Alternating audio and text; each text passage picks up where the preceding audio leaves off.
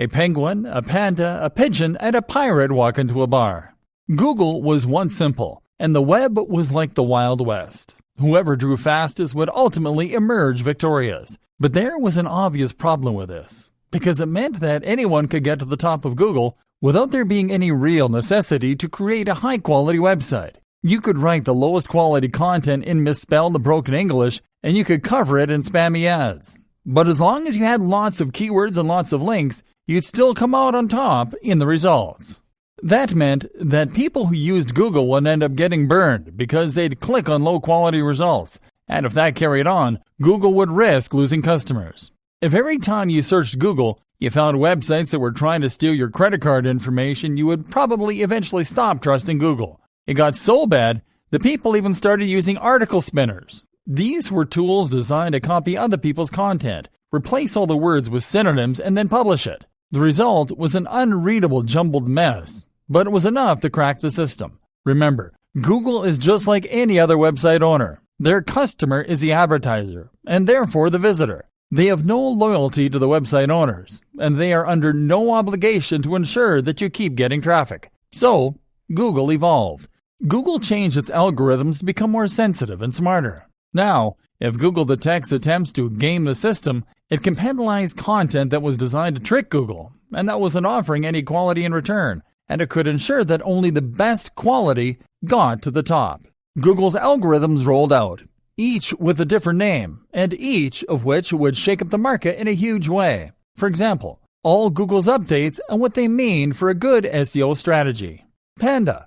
Panda was the first big algorithm update to launch, and this was designed to penalize all those sites that had plagiarized their content, that had used spam, or that had used keyword stuffing. Keyword stuffing is when you try to get Google to rank your site for a certain keyword and you go way overboard in inserting the keyword into your text to the point where it becomes unreadable. Welcome to this Buy Hats Online website. Looking to buy hats online? Buy hats online here. It sounds funny, but people were really doing this. All those sites that were guilty of so brazenly manipulating Google's algorithms were punished, sent right down to the bottom of the SERPs, search engine results pages. This actually destroyed some businesses, and many people were very angry at Google as a result. But in Google's defense, it had always told site owners to write for the user and not to write for Google. Penguin.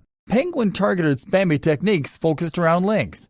All those sites that had created hundreds of thousands of links on low-quality sites were penalized. Fortunately, Google also presented a links disavow tool that site owners could use to disassociate themselves with low-quality links. Google emphasized the importance of quality links over quantities of links. In other words, if you get a link from the BBC, then it will be worth infinitely more than 1,000 links from e-zine articles, simply because anyone can get links from e-zine articles, and a link from the BBC is a genuinely impressive testimony. The best way to think of this now is as a game of degrees of separation. Certain sites have much more clout than others. A site with an .edu domain or a .gov will have a lot of authority and trust to begin with. Likewise, sites that come up in Google's news section also must carry a lot of influence. If you can get a link from one of those sites, then this could change your fortunes overnight. But failing that, you can try getting a link from a site that has a link from one of those sites. Failing that, get a link from a site that has a link from a site that has a link from a site that has lots of authority and trust. In other words, get as close to the most influential brands in your niche as possible to reap the major rewards. Pirate. Pirate focused on stolen content and copyright breaches. About time, too. In 2017, another update called Fred reinforced this by penalizing sites that were violating Google's webmaster guidelines. Affected sites were typically low-quality sites designed purely to bring in ad revenue. Pigeon. Pigeon is all about local search, and it basically makes the location that the search is being carried out in even more important. That's why one of the best strategies for a new SEO campaign today is to start local. Start by targeting Buy Hats Online Santa Monica, and only then branch out into other areas and more global searches. Another update in 2016 called Possum doubled down on this, with queries performed closer to a business being more likely to bring that business up as a result. Mobile. The mobile friendliness update was designed to make webmasters create sites that would be optimized for mobile. This meant they should load quickly, use a responsive design that would change shape depending on the size of the screen, use touch-friendly navigation elements. Speed optimizations became especially important, in fact. And this is something that Google is really pushing for right at the moment. It wants to ensure that users have the best possible experience from start to finish. So, if your site is filled with unnecessary plugins that just slow things down, then you should remove them. Google actually offers a site speed test and a mobile friendliness test, both of which can be run very easily through the browser. Test both these on your site to ensure that your page meets the new requirements, and you can avoid being penalized for not catering to what is now a significantly large portion of the overall audience. AMP. Another thing to look into if you really want to get into Google's good books is AMP. This stands for Accelerated Mobile Pages, and is a new initiative from Google that is designed to encourage creators to create a second, highly mobilized, super quick version of their site. This is possible to achieve through a single plugin if you use WordPress, and once that is in place, your site will be able to appear at the top of the other search results with an image from your site and an AMP logo to encourage more users to click it. Rankbrain.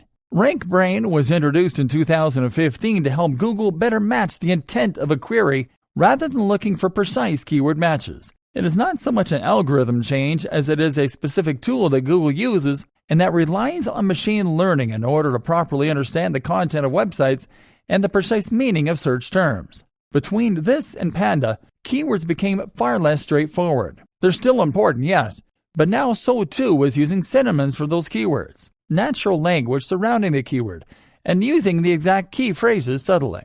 Today, the most common advice is to use keywords with a density of around 1 to 2%.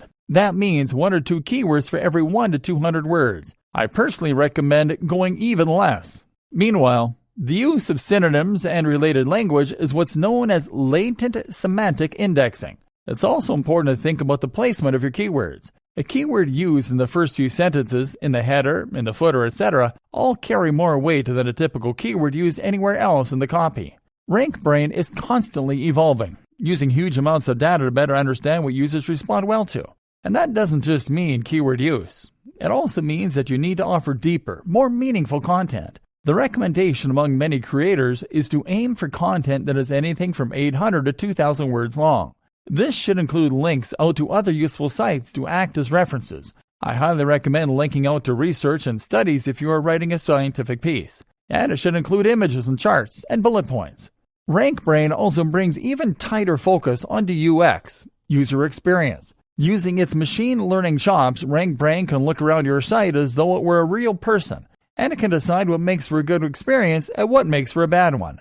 So even if you have great content, Rankbrain will penalize you if your site is poorly laid out, or if that content doesn't use a nice readable font with big headers.